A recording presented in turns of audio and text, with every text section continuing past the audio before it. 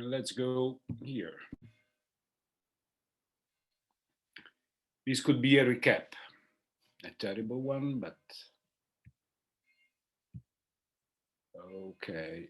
Zoom, fit slide. Good morning, everyone. So, good morning. Good morning. Good morning, Maria Aurora. Thank you, Professor. I think we still have to wait. One person lost in numbers. Who No, lost? we have to. We have to wait. People was attending a class in numerical methods, so that's fine. Let's wait. That's fine. Okay. One quick question to you. I guess very briefly, uniqueness and let's say reciprocity theorem. And then we used the definition of a Green's function for elastodynamics. We have just named it. We have just defined it. Maybe later today or on WED, we will find a solution to that. But we have just defined it and used it as one of the two solutions that are entangled in the reciprocity theorem. So again, let me tell you that reciprocity is saying that if you have a solution U of elastodynamic problem in an elastic body with volume V, with given body forces and surface forces like tractions, okay, that's U. You use another one, you can call it V with different body forces. So that's the solution when you apply different body forces, surface forces, boundary conditions. Okay, they are not totally separated. They have to obey a relation. And that is reciprocity theorem. Then the most important step is that, okay, let's take as one of those two solutions to be the Green's function. That means that the body force that we are considering in that case is a delta in space, a delta in time, and a delta in direction. So it's given. And the idea is to represent the other through the definition of a Green's function. Okay, and that is representation theorem. That could be very general. And that is, without dependencies, the expression of representation theorem. The first term is related to real body forces, like gravity. But we are going to neglect gravity for seismic waves. You cannot do this in fluid dynamics, of course, but the first term will vanish. Then, and it's an integral over the volume of a given body force. The real one, but okay, again, we are going to neglect it. What about the other term? Well, it contains, at the end of the story, two components. One component is related to the possibility that there are discontinuity in the traction field. Like, for example, you're trying to open up something or to squeeze in something. Then we have discontinuities in the displacement. And this is what we're going to use. So in this summary of the representation theorem, in fact, the first two terms will be, or we consider them to be zero. And we are left with the last one that is expressing a discontinuity, the slip over a fault, whose geometry is described by this tiny vector here that is the normal of the surface where we do have the discontinuity, embedded in a medium that is described by this stress and strain relationship. Again, this is nothing else than Hooke's law. What do we have here? Well, since we have a displacement, the Green's function there is appearing as a spatial derivative of the Green's function, not like here, you see, but the spatial derivative along some direction. So this is the medium, this is the source, that is convolution, and that's an integral over the surface with the discontinuity. So that's the fault in our case. Now, why it is called representation theorem? Well, because we can write this term here as a body force with a normal Green's function, not its derivative here, and the body force can be represented, is representing discontinuity and displacement, and it is made like this. Now, why it's important? Because we can imagine to replace the fault with the discontinuity and to represent it with a set of body forces. And how these body forces are done, are expressing themselves, well, this term here is a delta with a tiny spatial derivative along one direction. We can imagine this as a couple with an arm in the q direction and with two forces that are pointing at a perpendicular direction, and their strength is the following. Then there is another way to write it. And we had been stopping here during the last lecture. And using as a symbol what we call density, because it's over a surface, of the moment, because it's displacement, times a force, because force is here, is in the C. Because remember that stress and strain is a pure number, stress is a force over an area, here we have a force. So the units of this quantity here are moment over area. And this is giving us the geometry. Well, giving this name to this quantity here, what we are left is this, except the dependencies. So actually, in one of the last lectures of the course, we are going to discuss about hazard. Today, my hazard is represented by my whiteboard that is a little bit trembling, and my dog that is just under my table. So sorry if the dog is going to bark and the whiteboard is going to fall. You can call it as a hazard problem. And let me tell you that the risk is the convolution of hazard times vulnerability. So I'm vulnerable now, so I'm exposed to risk. By the way, jokes apart, let's imagine that we have an elastic volume. I hope you do see it. And that we have, oh, well, actually, I can use this image here. I'm trying to represent this one. And let's imagine that we have a surface where we have discontinuity here. That's the fault. And the fault is geometrically described by a tiny tensor there, that actually is a vector with unitary amplitude, that is telling us the geometry of this surface. And actually what the representation theorem is saying, okay, we can replace with an integral over this part here and delete it. And we can represent it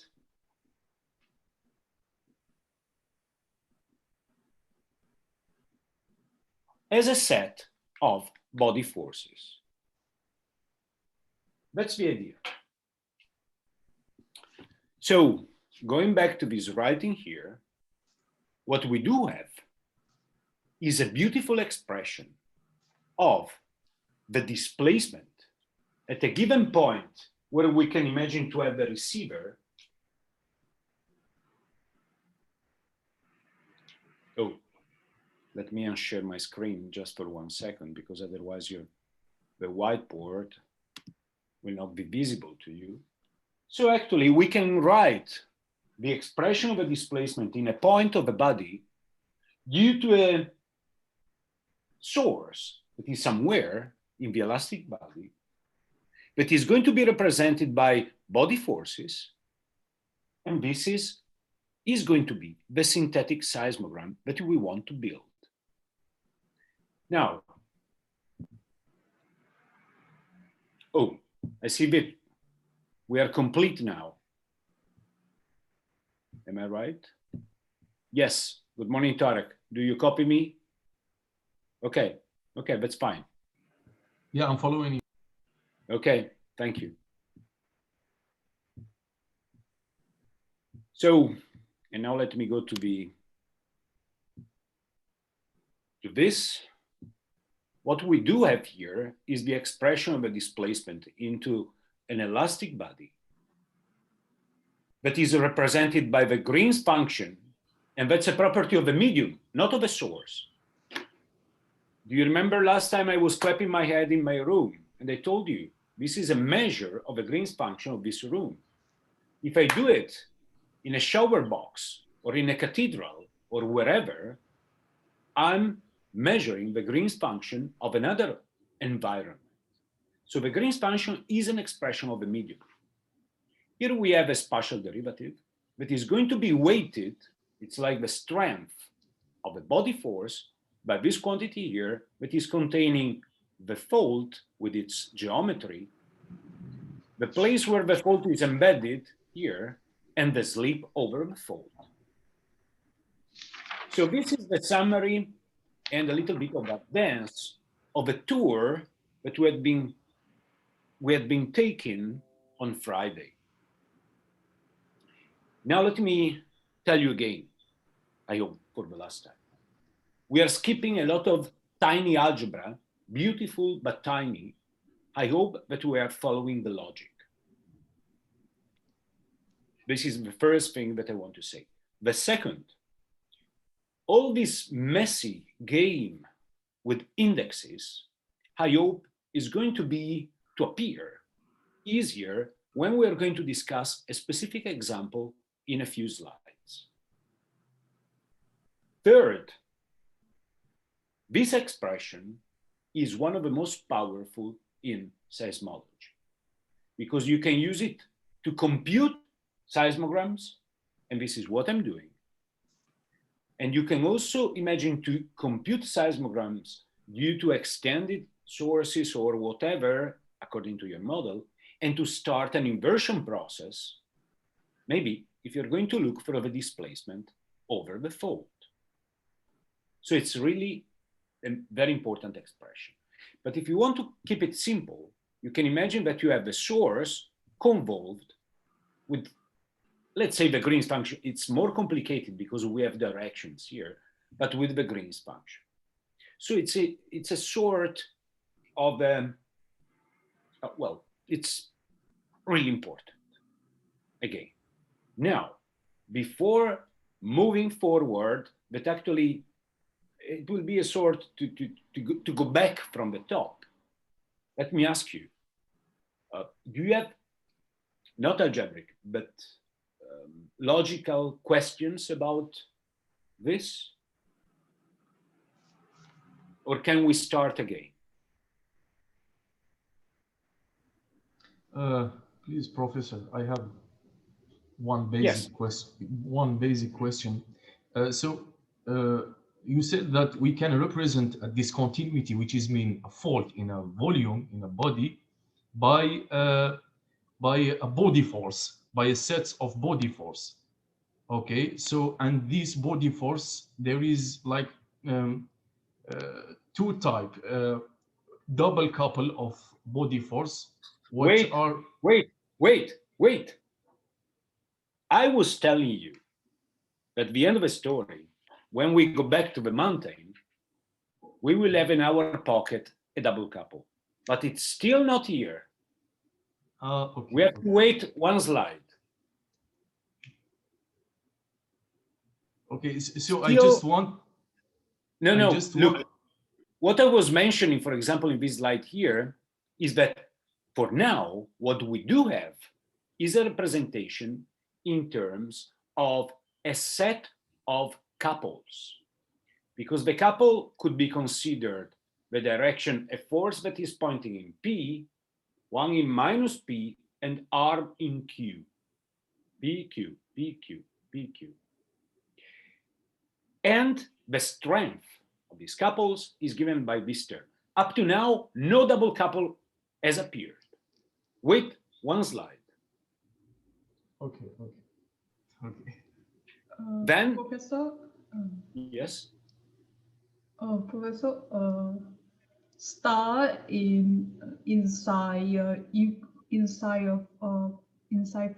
formula UN star is the vector product. Is that right? this star here, Yes. no, Not that's, sorry, I was very quick in one of the passages. It's just convolution. Is this. You see here we have T minus tau in the tau, T minus tau, the tau. Convolution, I hope you know what is convolution. It should come from wherever. It's a product very similar to the algebraic product, but usually it's defined as the integral of f of tau times g of t minus tau in the tau. That's a convolution. It's called time convolution. And it starts to appear here, tau, t minus tau, the tau. So that symbol there is convolution, convolution, convolution. It's not vector product, it's convolution. Just a doubt, if some of you has never treated basics of linear systems, and convolution is one of the, how to say, expressions of linear system theory, I've left for you additional material in the Moodle. Okay, let me share. Let's see if I can do it. If still you have some, it should be in your pocket. But if not, because, okay, until 1 year ago, I was checking one by one. If for you, it was, okay. I've left here some basics of linear systems. I think,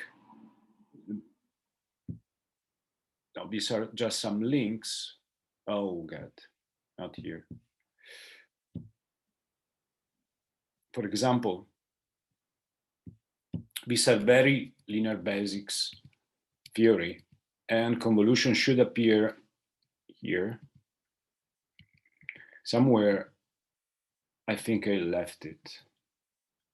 Transfer function, linearity, response. Okay, you see tau, t minus tau.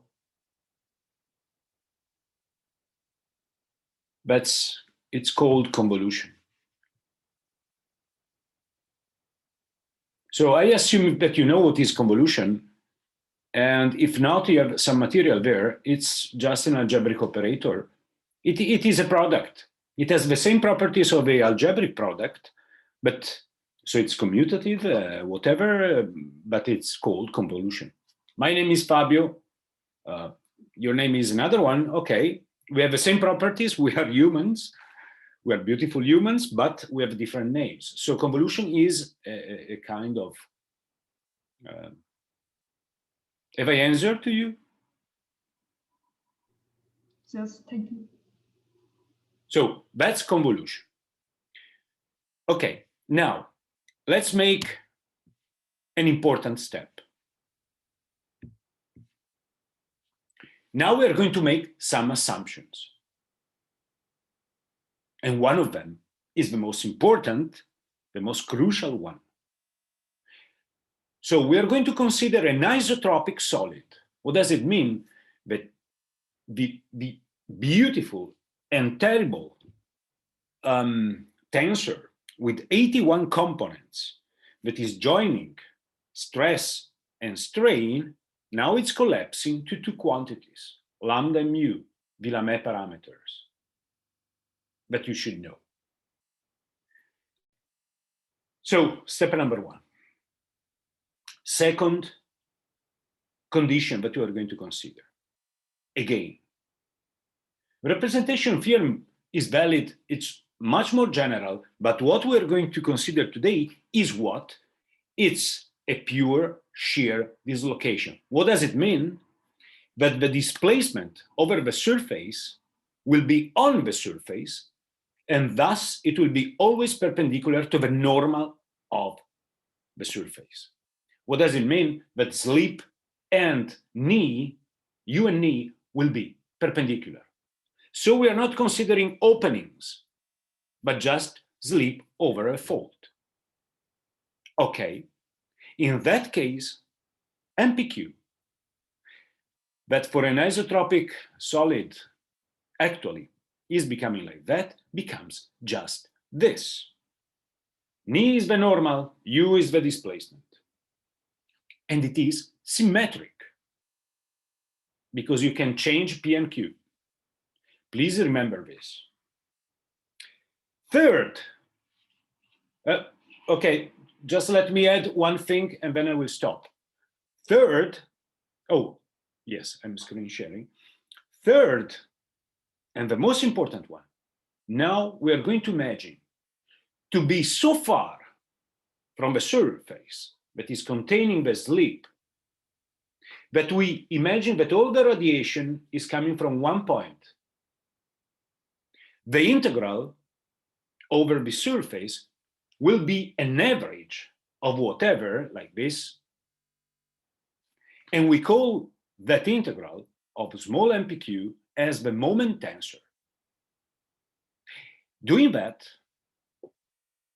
all our walk to the top of the hill with all our techniques, we came down, we are coming down, and what we have to save is this. Now, this condition is called point source approximation. The source is not a point, but we are so far from it, and this means that we are at a distance that is an order of magnitude larger than the dimension of the fault.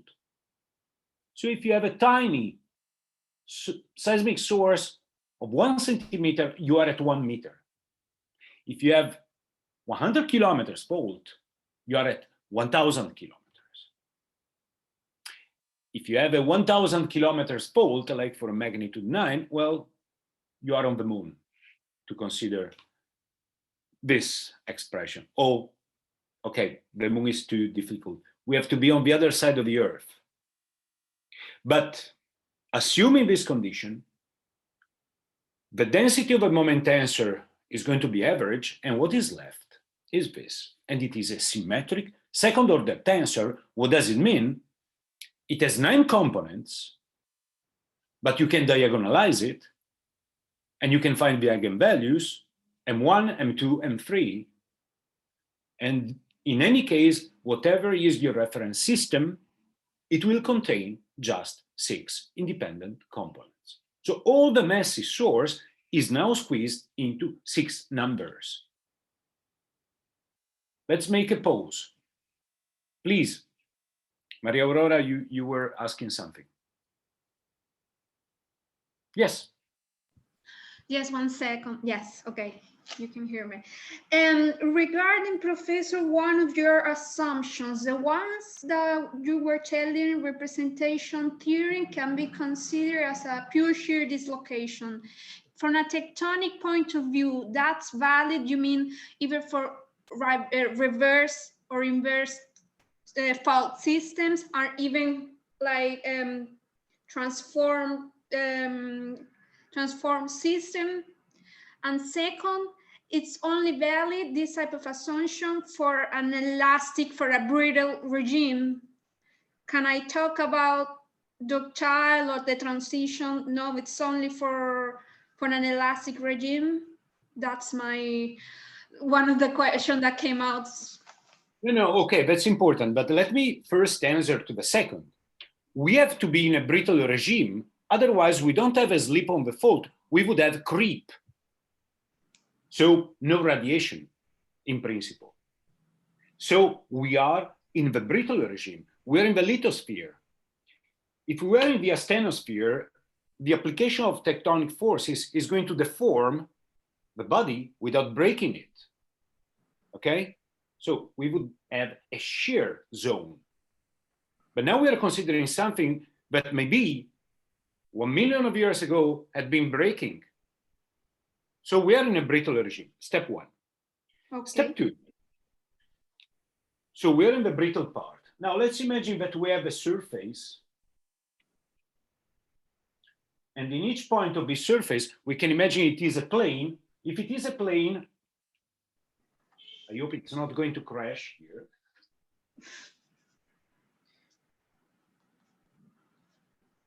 Vector knee, I can use also a whiteboard on the iPad, but maybe it's coming. So this vector is telling us the orientation of a plane. And please note that versor or unitary vector knee actually is nothing else than two angles, the strike of a fault and the dip of a fault. So the normal to the plane where we do have the slip can be considered vector knee or two angles, full stop. Second, what we are trying to consider now is something that on this fault can slip in many directions. So you can have a slip field, but in any case, these vectors are perpendicular to knee. What I'm trying to say is that the fault is not going to open or to implode. So that is why it's called pure shear dislocation. Now, if you want to memorize it or to understand it, please note, I will go back to the slides immediately. Please do observe that what I was calling MPQ, the density of a moment tensor, under this assumption is losing lambda. It's no more there. What is left is mu, rigidity modulus. Why? Because lambda is taking care about openings and implosions. Okay. So, okay, wait. So you had been asking, is this applying to reverse normal? Yes, whatever. Actually, on a fault plane, on a fault surface, the slip vector is not homogeneous. It's not homogeneous in space, time, and also in direction. But you will have a winning direction that is coming out after the integral. So yes, you can describe a reverse, a normal, a strike, whatever, under the assumption that you have no openings. Now, that's why shear dislocation is an assumption that is valid for tectonic earthquakes, not for volcanic earthquakes. So if you're going to study seismicity around Vesuvio, if you go to Naples and you want to study Vesuvius, or you go to Catania and you want to study Etna, you have to be careful because you cannot assume that there are no openings. And that is why, now I'm going to share again my screen. Oops, that's the other one, sorry. That is why, if you're going to do some tomography in a volcanic area, you cannot neglect this part. So still the representation theorem has the power to represent explosions. But you will see, I hope, in the next slide, how to do that. So just to summarize my answer to you is, yes, we're in the brittle regime. To, yes, you can represent whatever is occurring on for a pure shear dislocation model, tectonic event, but also you still have open space for explosions, but you have to consider this and not this version. Now, what I want to say in this slide here is that all the messy work that we performed until now is reduced to a very simple expression. A moment tensor convolved by the spatial derivative of a medium. So if you're going to work in tomography, you're going to focus your attention on G. If you're going to do some source inversion, you're going to focus on M. And for example, in one of the next lectures within this week, you will see the definition of focal mechanism. Focal mechanism will be a tiny, beautiful representation just coming from this formula here. But we still have to wait. Okay, now let's try to go on, and maybe we will go down to the base camp with this formula here and something better in our pocket. Let me summarize it here. By the previous approximation, the point source, the moment tensor is symmetric. What does it mean? That the vectors u and ni can be exchanged. The radiation will be the same. That's beautiful because we can be lazy and remember just 6 quantities or 3 when you diagonalize it. But the bad news is that there will be always an ambiguity between which one is ni, which one is u.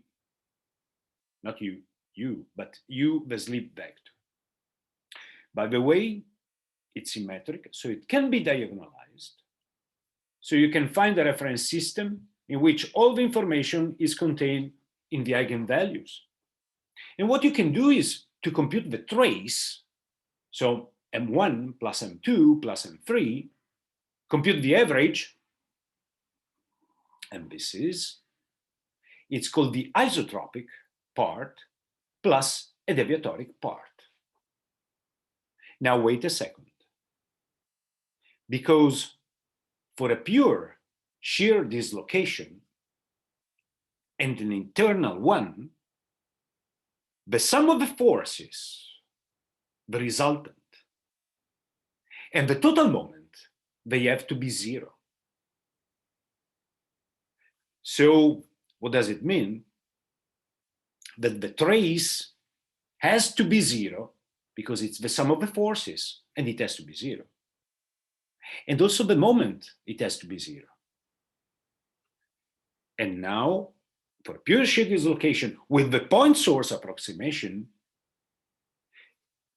and an internal one, total force is 0, so the trace is 0. Total moment is 0. What does it mean? That one of the 3 eigenvalues, it has to be 0, and the other 2, they have to be plus and minus. And what is the quantity that is left?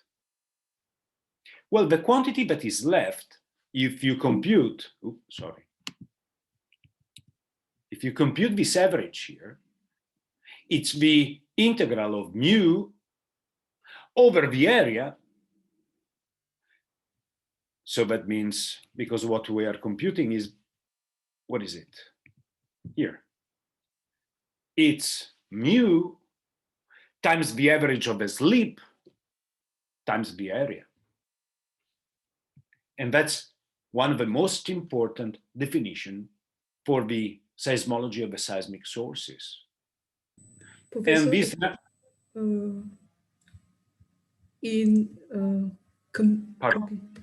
can I see your No, slides? I want Yes. to add question on those No, but slides. wait a second. Let me finish about the slide, please. Okay, thank you.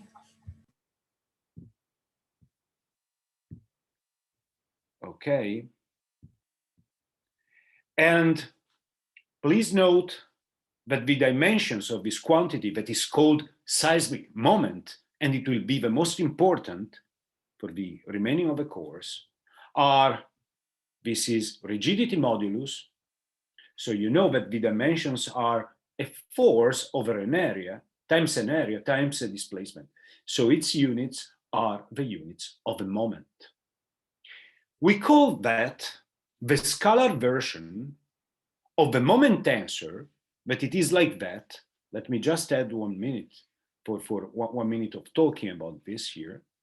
But when it is diagonalized is like that, and for a pure shear dislocation is like that, and for a general reference system, it will have 6 quantities, it will be symmetric, and the 6 quantities actually that can appear in the moment tensor will be couple of forces with direction in the first index, so 1, for example, x, and arm in x, in y and arm in y, in z and arm in z. And if you look at the diagonal terms here, these 3 ones, actually, they are a set of dipoles. And if you put them together, the diagonal terms will be like an explosion. But for a pure shear dislocation, their sum will be 0. What about the diagonal terms? Well, let's give a look, for example, to 1, 2. Well, the force is in 1, the arm is in 2. Here, the force is in 2 and the arm is in 1. Each of these is a couple. Each of that. And in the diagonal terms, these couples are actually dipoles. But their sum has to be 0, because we're considering pure shear dislocation. So in the diagonalized version, what we are left about all the messy thing that we could find in a source, we are left with 2 numbers. And when you consider a general reference system, so not the principal system, it will be made by terms like this, symmetric, with the trace that has to be null, 0, and one of the eigenvalues has to be 0. Okay. So let me stop sharing and let me take your question. I want to ask you about component M, PQ, but the next slide you explained it, so now it's nothing. My friend, you have to take some, you have to be patient with me. I cannot squeeze everything in one slide. So Yes. wait a second. So I'm trying to follow your logic. I hope that I answered. I mean, again, here, the definition of a moment tensor is this one, okay? Please, you're not seeing the slide. Yes, you're right. So the definition of a moment tensor is this one. Thus, it is this one. So it's the average of the density of a moment tensor, okay? How it is made the moment tensor? Like that. And it is symmetric. So point source condition means that we compute that integral. What we are left is with a symmetric moment tensor. 9 components, but only 6 independent. It's symmetric, so we can diagonalize it. If we diagonalize it, we can find the 3 eigenvalues. And if we are considering a pure shear dislocation, their sum has to be 0. If it is not, then you have a dilatational component. If it is negative, you have an implosion component. If no explosion or implosion, then this part, the isotropic part, will be 0. And you're left with the deviatoric one. And if you're considering internal sources, so not an asteroid arriving on the Earth, okay, one of them has to be 0. because the total moment, it has to be 0. Okay, now, before going towards the last steps, also with an example, let me ask you, is the logic okay? Well, if not, please tell me. Still, the double couple is defined there, but is not emerging yet. In the example, I hope you will see how it comes and what is the meaning.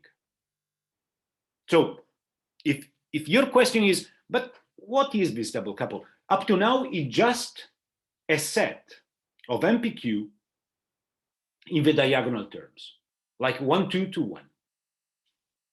So if that is a question, please wait. Okay, let's try to go on.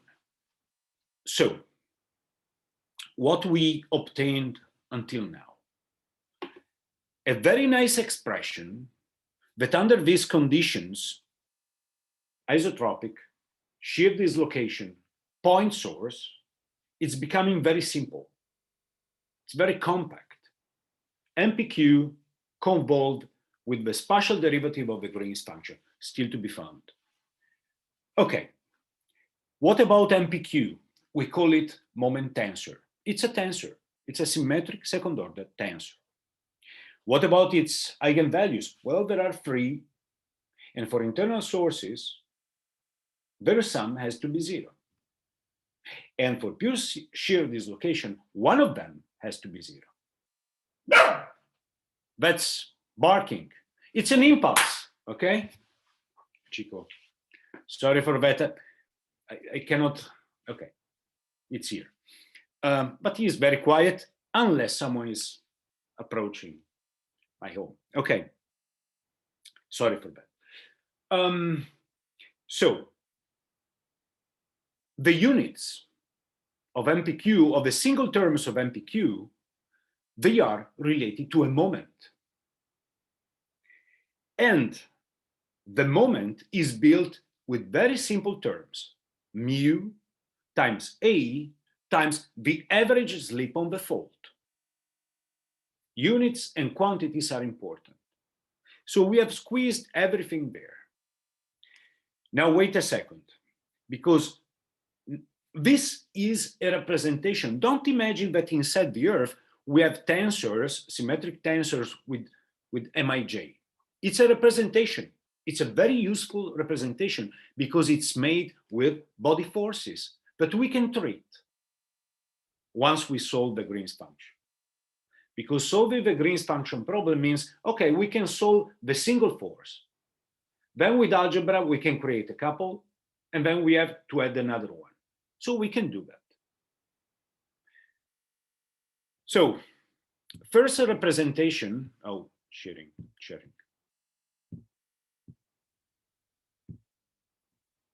So the first representation of a source for a point source is made by the moment tensor. But actually, the real fault, and I will show it this first, the real source is this one. Well, it's not the real, it's a model of it. It's a realistic model of a source. So for example, we have a plane, and the plane is described with a vector of unitary amplitude. I modified the Steinway session picture using, I hope I did it in a correct way, using our symbols, the symbols of Aki and Richards. So look, this is the normal of a fault. It's just a pure direction. Actually, knee is related to the strike and to the dip, just using geometry. Then on this fault, we have a slip. It's an average slip with a given direction.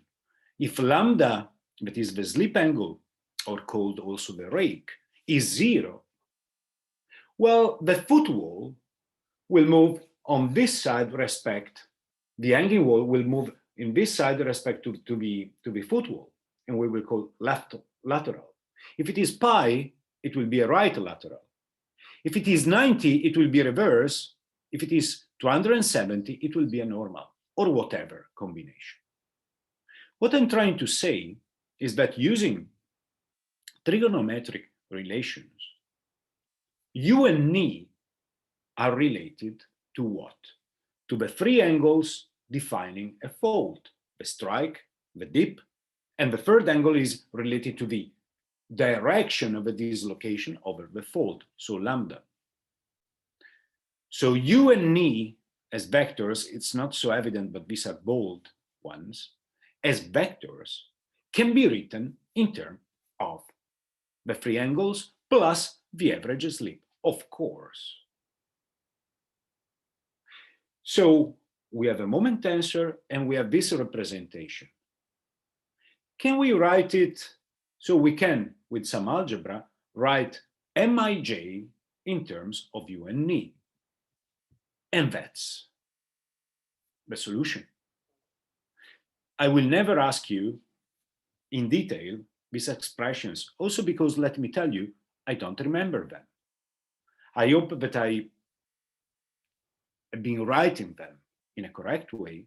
What I'm simply trying to say to you is that the 6 components Mij contain strike, dip, and rake, of course, because we are representing them. The average slip here has entered into the definition of M0 times mu, that is representing the nature of the environment where the fault is embedded, times the area of the rupture.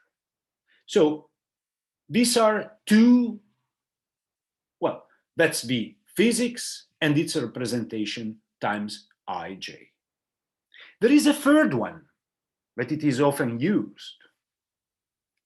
And it is, let me go back now, it is this. Because in many cases, and we will see also during the focal mechanism lecture, you can use also the moment tensor written in terms of its principal axis. Because again, I told you, it's symmetric. So we can find a reference system according to which the tensor can be diagonalized. And if we adopt that system, we are left with M1, M2, M3, or better, for a pure shear dislocation, we are left with plus M0, 0, and minus M0. What about the axis of that reference system? Well, because they are 3 directions. Well, you have to know that the positive is called the pressure axis, the negative is called the tension axis, and the one corresponding to the 0 eigenvalue, it's called the null axis. And how they are made, how can they be found? Well, it depends by N and U. Tension, pressure, null. Or vice versa. If you have N and U, you have TBP. And if you have TBP, well, you have U and N. This is a third possible representation. It's the same. It's related to the moment tensor. Actually, these are the principal axes. Let me tell you immediately, I was not ready for this, but why I'm telling this to you. I want to open the first one. What is the, sorry. Let me open the first. What is it? I want to use the name. What is the introduction? Okay. Because during the first lecture, I've been showing to you some concepts coming from the Toku event. Okay, thank you. And one of them was the following. I hope it is somewhere here. What is it? Okay. Look at this. I told you that these were one of the first inversions called focal mechanism representation of a 2Q event. So all the event is squeezed in one point. Still, we have to understand what are these black and whites here. But if you give a look to the numbers here, here, and here, now you do understand why we are doing all this mess here. Because the results of this inversion can be written in terms of a moment tensor, of a principal axis, and strike, dip, and slip. And you see that for every solution here, there are two. Why two? Well, because we don't know which one is the fault plane and which is the normal plane, because the tensor is symmetric. So why I'm telling you about T and P? Well, because they are used in one of the possible representations: moment tensor, principal axis, and strike, dip, and rake. And you have the same here: angles, T and P, and components of a moment tensor.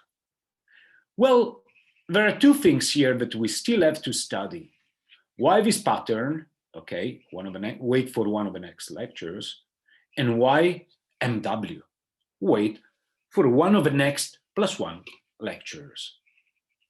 So the theory that we developed until now is going to be used by whoever is going to work on focal mechanisms and their inversion. And the end of the story, up to now, before going to a specific case, is this. So after this terrible walk, we can also take home some very nice and simple pictures, because we can imagine in the first stop the physical representation model of a slip over a fault, where we have a fault, footwall, hanging wall. We have a slip vector with its direction, 3 angles plus the amount of slip. And we can represent it, when we consider a point source, as a double couple. And now you will, I hope, better understand what it is. And that's the moment tensor representation, or by its principal axis. So actually, the amount of slip, the area, and the environment, they collapse into what we call seismic moment, mu times A times average slip. And that's the scalar property.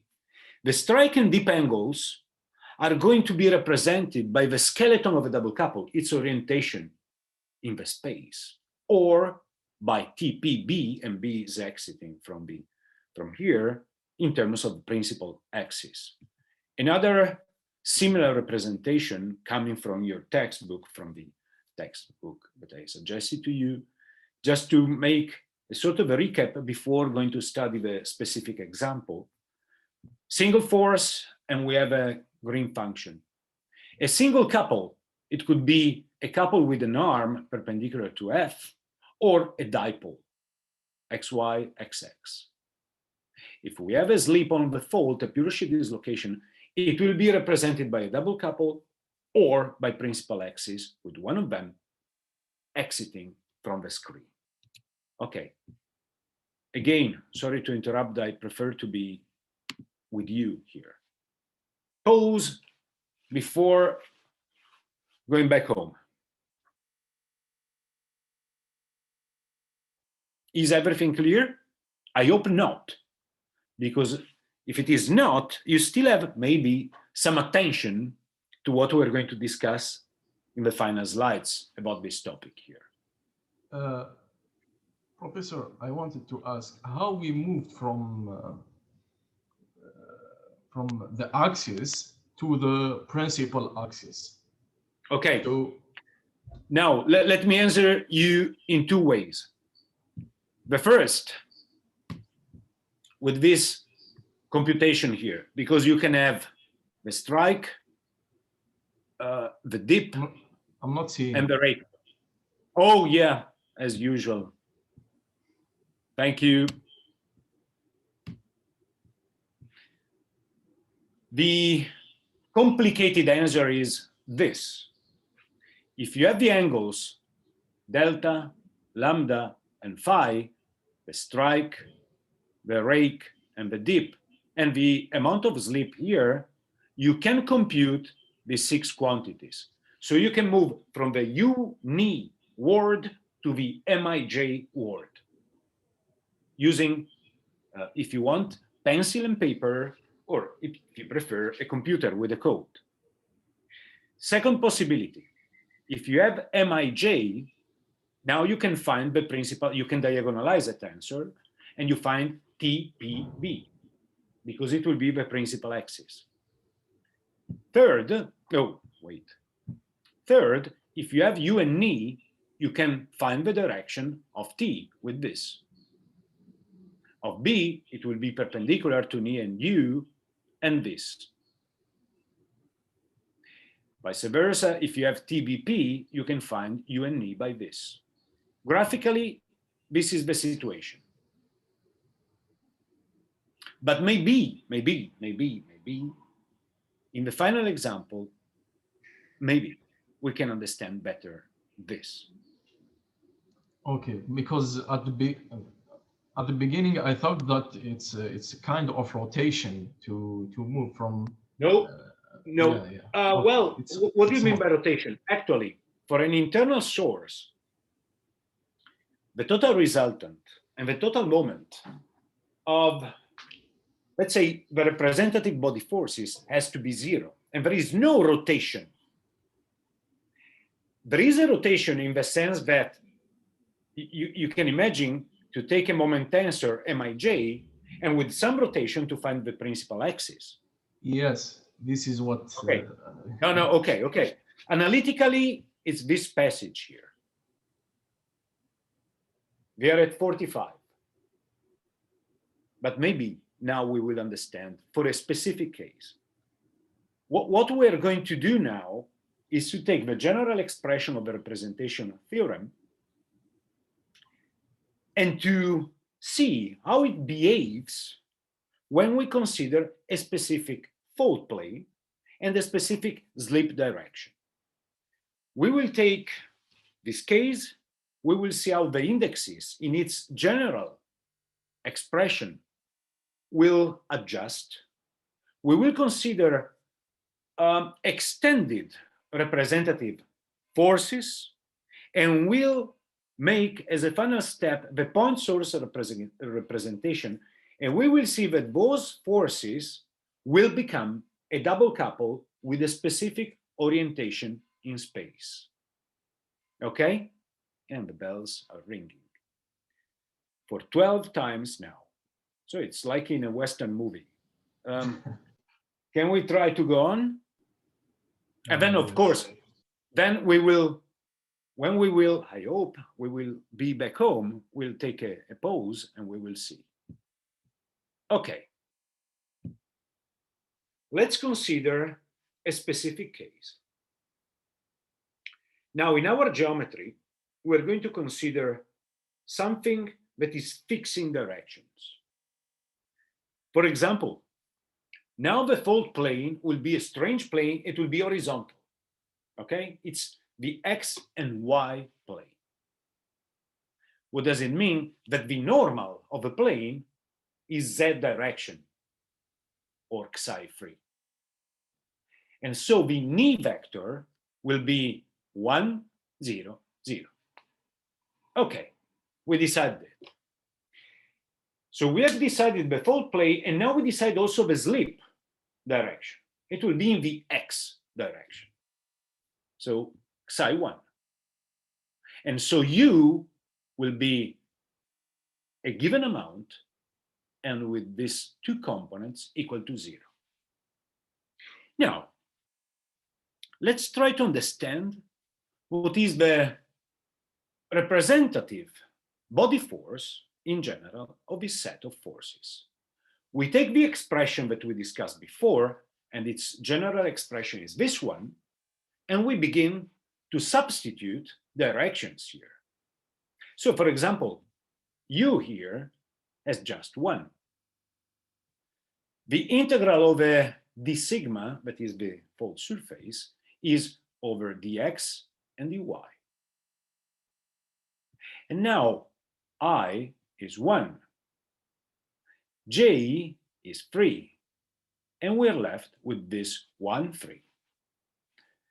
Now wait a second, because now we are going to consider an isotropic medium, and the only thing that will survive given 1, 3 here will be 1, 3, 1, 3, and 1, 3, 3, 1.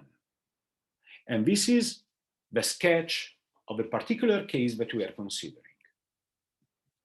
Okay, if we consider an isotropic medium here, the constitutive relation, so the actually it's the generalized Hooke's law, is wiping out many terms except 2. And only these 2 will be left. And if you take the previous expression, and now you begin to substitute with PQ 1, 3 and 3, 1, these are the only 2 that are left, the representative force that is left is made with something that is working the x direction, something that is working the z direction, and nothing that is working along y. This is due to the specific direction that we have been choosing. Now, let's first make a first step just to understand what's going on. Let's imagine that we take this integral here, okay? And we take this integral here over x and y. What we are left here, please note the difference here. This is d delta pointing, computed in some place here, with arm in z, while here the arm is in x. Actually, what we are left with after integration is this. This is the average of a slip over the fault. This is mu of a medium that is containing the fault. Then we have this system here, 0. Here we have a delta that is pointing in the z direction, weighted by something that is containing the derivative of the slip function. And now what we are going to do is to consider resultant, well, for system 1 and for system 3. Let's give a look to them. Oops, why it's not moving. Okay, the first one actually is representing a system of single couples that are distributed over the fault plane, like in this case here. The arm is pointing along z direction due to the derivative here, and the strength is pointing along x. So it's a set of couples. Now, it's a set of couples with 2 specific characteristics. In the next slide, there is the computation of the total force of this F1. And the total force, before I'm swiping to the next slide, I hope you can guess what it is. No matter what is the intensity of a single couple here, their resultant can be shown that it is algebraically 0. What about the total moment of these forces here? Well, you will see in the next slide, since it is a set of couples, actually, it will have a net moment. How much? Well, it will be m0. And if you want to do the computations, and you perform them, just taking a simplification, you take the integral, the total resultant here can be proven, can be exactly 0, as we are waiting. What about the total moment?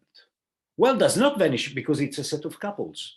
And averaged over the fault plane, the average is m0 plus m0, in the sense that it is positive along the direction of positive y. This is just one part of a story. What about the other one? Well, the other one is a little bit more complicated. It's more funny, because actually it's a set of forces along Z with a strength that depends on the derivative of a slip function. So for example, if a slip function is like that, its derivative is like that, and you have to fill this with minus and then forces. Oh, this is funny. We were not waiting for this, but it's a set of forces. What about the total resultant of this one? Well, if you compute it, it's going to be 0. And the total moment will be minus m0.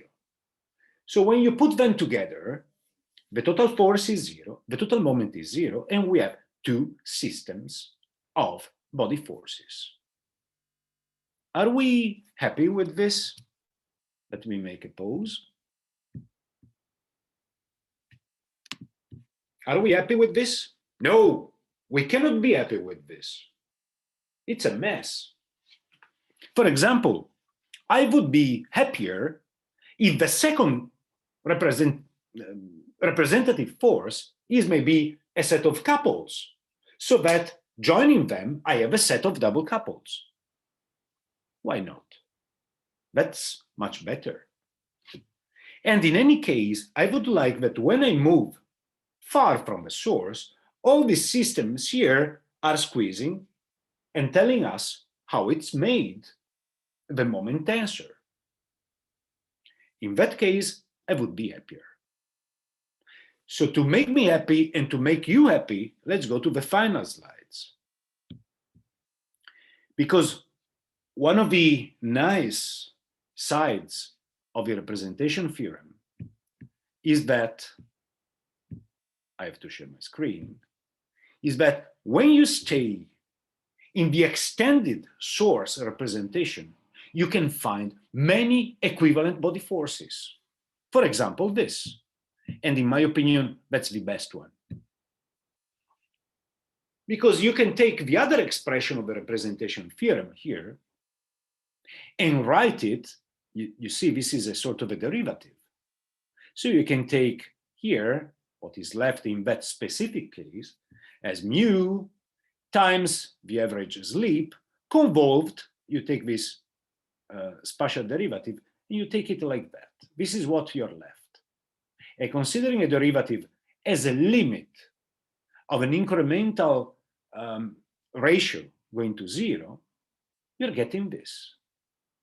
And you can write this as a beautiful double set of couples. One is pointing along X with the arm along Z. The other is pointing along Z with the arm in X. And that is F1 and F2. And if you overpose them, you will have a set of double couples. Oh, this is making me much happier because I can imagine it. But just to increase complexity, let me tell you that there are other possibilities to write these equivalent body forces when we are in the extended version. That's a third. So a set of couples plus a set of opposite forces. The general message will be that the total resultant and the total moment of all of these ones will be 0. And every time that you consider F1 and F2, one will have plus M0, the other one will have minus M0. But now you should ask, what about the double couple? Well, the point is, and now we are going back home, that whatever the representation you choose, the number 1, the number 2, or this one, the number 3, when you squeeze everything to a point, all of them collapse to the same. And the same is made in a very specific way. Because if you now take those two expressions and you consider the far source condition, what does it mean? That we are at distances much larger than the full dimension. Well, all the contribution will squeeze to a point and it will be made like that. If you take the first representation, this is a couple whose arm is in Z and the direction is in X. So 1, 3. And the other one will collapse in something that has an arm in X and the direction in Z, 3, 1. And how it is made? Well, so it's a couple, arm in X, and another couple. And if you overpose them, it's a double couple. And M0 is the moment of each of them. That's the physical meaning of a moment, of a seismic moment. It's the moment of one of the two double couples. So, considering this special case, what we have seen is that the representation theorem is now playing games with indexes that are accommodating with just a few numbers. If you consider an isotropic medium, pure shear dislocation, a lot of combination of indexes are going to be 0. In the extended version, you still have many ways, well, you have several ways to represent it. In my opinion, the best one is this one, because you have a set of double couples in each point, if you imagine to overlay these two. But when you go to the far source condition, then everything that is left is a couple in one direction, a couple in a perpendicular direction, and each of them has a moment of M0. And the final slide that I want to show to you about this is the following. Because in a sort of a random distribution in this slide here, we have all the possible representations. Let me tell you. Let's start from, for example, physically, from a fault that has a 0 dip, so it's horizontal. It has a rake pointing along X, so this is 0. And let's imagine that the strike is pointing to the north. So 0, 0, 0. Then immediately, U has to be made like that. It's pointing along X. That's the slip. The normal is pointing like Z. Okay, good to know. If we have these two, immediately we can get TBP. How they are made? Well, the T is plus, here it is, 45 degrees, 45 degrees, 45 degrees.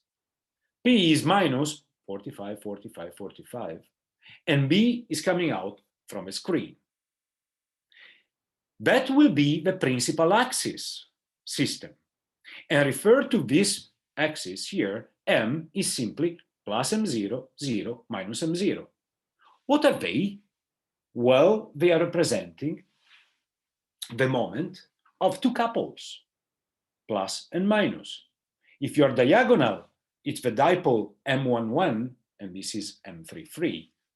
But in a generic geographical reference system, if you rotate it, well, what's coming, if you are now you're in the XYZ system, you have M0, M0.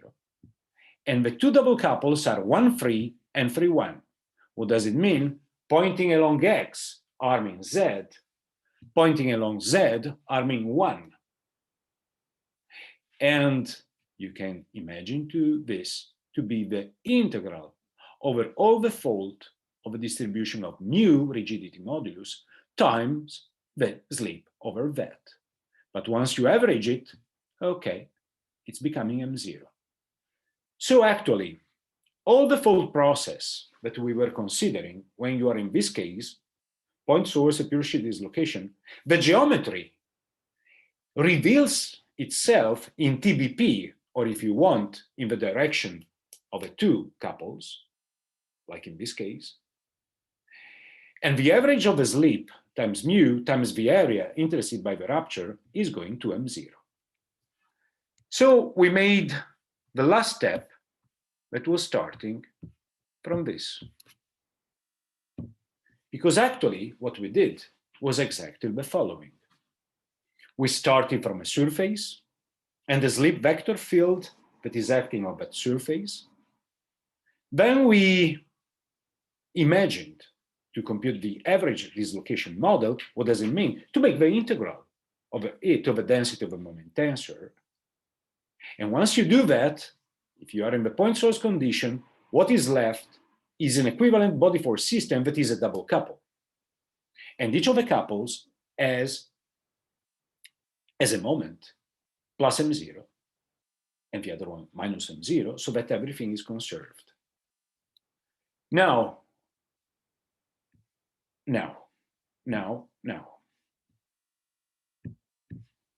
we are back home.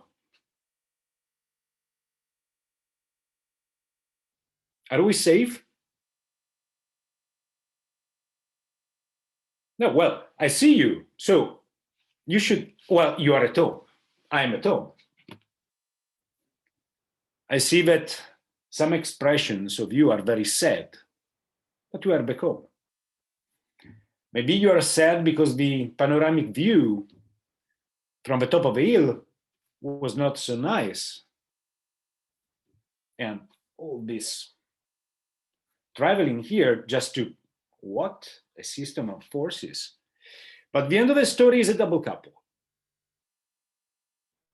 Now, let me open the floor to your eventual questions, but let me tell you, that's not the end of the story. So you can rest at home, but we have to leave away. Again, if not now, well, in a couple of minutes, we will start to make our packages here. But okay, jokes apart. Do you have, of course, you are free to make questions whenever. But I'm asking you if you have some questions now.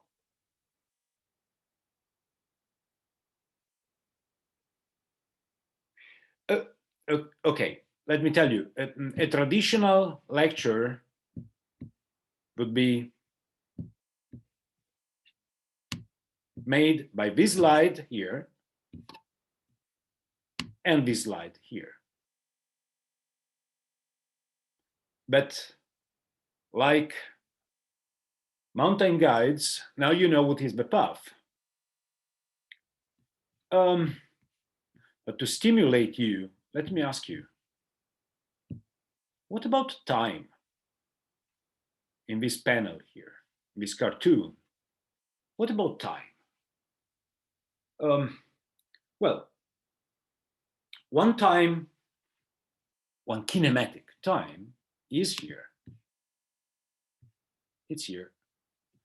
Because once we compute this average and we stay in one point, there is one time left.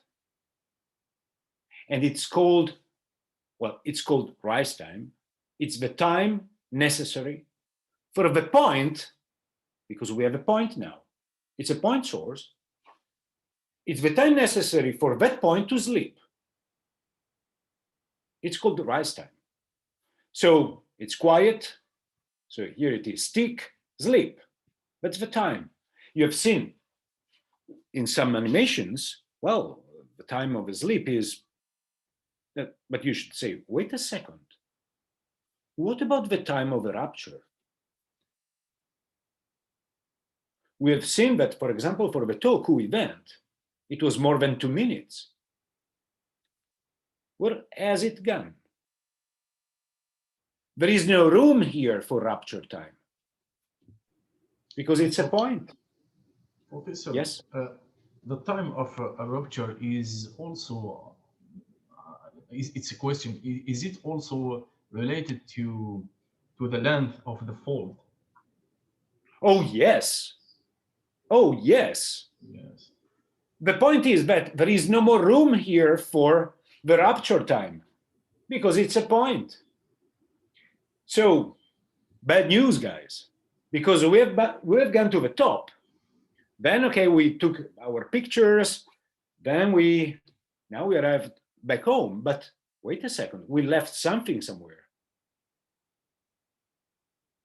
What is rupture time?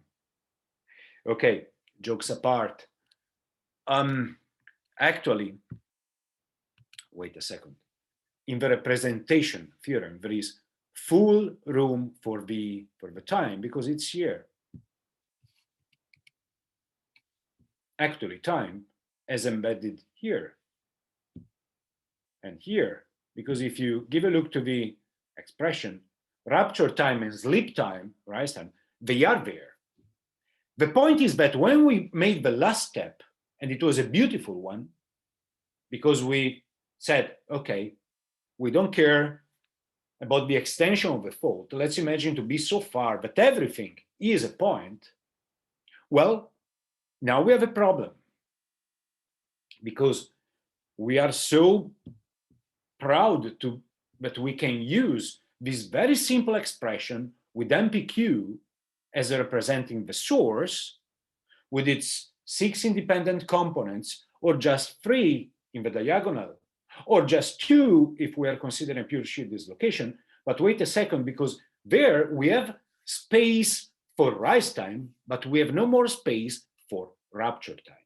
And we will have to go back to that. So what we're going to do in the next lectures is the following. Step 1, we have to go back. Oh, well, no, we can stay home here for one lecture, part of one lecture, but we have to return something to our friends because we asked someone to borrow the Green's function because we defined it, but we have not solved it. So someone was giving us, okay, take this definition and go to the top. Okay, good. Now it's time to return to G. And this is what we're going to do on wet. Again, that could be another tough walk. But we will be quick. So again, skipping many algebraic details. And we will try, because luckily, Sarah Stokes and Green already performed the computation, the algebraic ones. But we will do them because one part of it that usually is neglected, it's called the near-field term. It is at the basis of a theory of a use of GPS for seismology. So we will have to do that. Second, what we're going to do is to use this expression, what is it? And the Green's function definition to find focal mechanisms representation. That will be funny. It is like playing at the beach instead of going to the top of a hill. That's funny. But after looking at the beautiful focal mechanisms, we will have to go a little bit back and take care about the rupture time, and we will use the Haskell's extended fold model. It's the simplest extended fold model. We will find rupture time, we will find source spectra, and that will be the basic tool to understand MW. So the journey, now we can relax for one day, take a breath, do some training, because on wet we have to live again, on a different hill, the Green's function. Then we will take a easier tour through focal mechanisms, but we will have to accumulate other piece of knowledge to understand why MW is dependent upon M0. Please remember, as a final word to you, that inside MPQ, you have this definition here. M0, that has to be remembered. The definition of a moment, of a seismic moment, is very important. If you want to understand it, please remember the units. Its units are the units of a moment. The slip, and that's how to say, the direction of a slip, the amount of a slip, but it's a slip, times a rigidity modulus means a force times a displacement. It's a moment. And if you want to remember what is the physical meaning of that moment, well, it is the moment of one of the couples of each one of the two couples, but at the end of the story, they represent a fault. So from a pictorial point of view, the slide to be remembered is this one. Physical fault model with a slip. Representation in terms of a slip vector and its normal. Given this, you can compute M, Ij, or TBP. The relation between M and TBP is that if you use this as a reference system, you will have diagonal, plus, 0, minus. If not, you will have a symmetric tensor, whose positions different than 0 will tell you what is the geometry of a double couple. Of course, the double couple will be oriented in space according to U and N. That's the point. And the amount of slip that was occurring or is going to occur on the fault, so here, is embedded in M0. So you can imagine the moment tensor as a skeleton of 1 and zeros, telling us the orientation of the couples times their amplitude that is given by M0.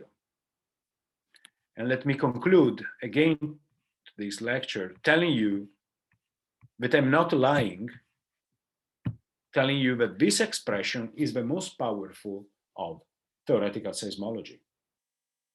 Whatever you're going to do, if modeling, inversion, tomography, focal mechanism, you're going to use this. If you're going to work in seismology, of course. So the source, the medium, and next step is to look for G. How it is made G. Okay. Today we're pretty much on time.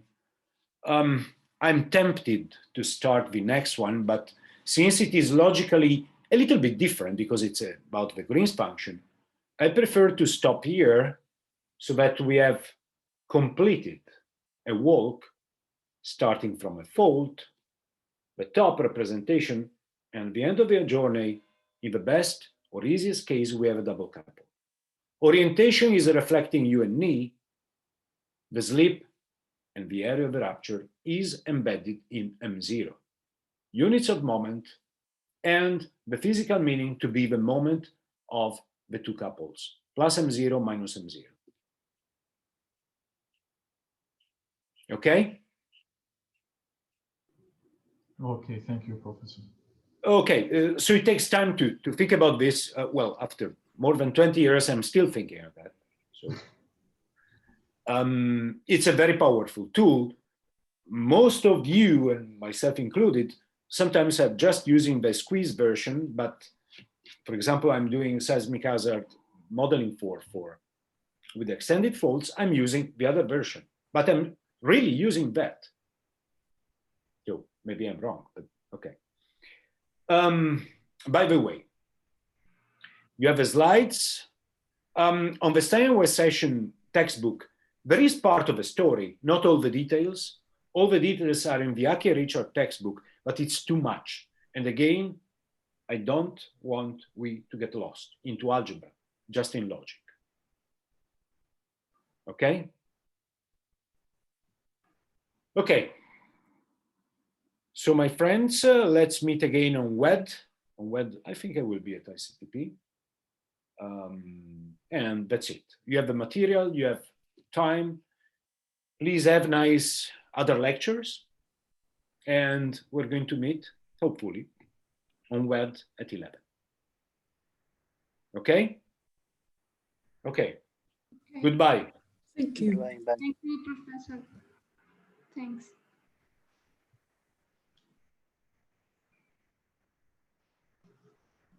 Just, is anyone there? Yeah. Yes, hi. Hi. I just was wondering, any type of idea regarding the recording? Yeah, the recording of the lectures, I just checked where they used to upload. It has not been uploaded yet. So I don't know. I wanted to ask even the professor, but he left so soon. So I will tell Tarek if we can go to the Sorry, height. you speak Yeah, loud. hello? Yes. Yeah, I said I wanted to ask about it, but the professor left.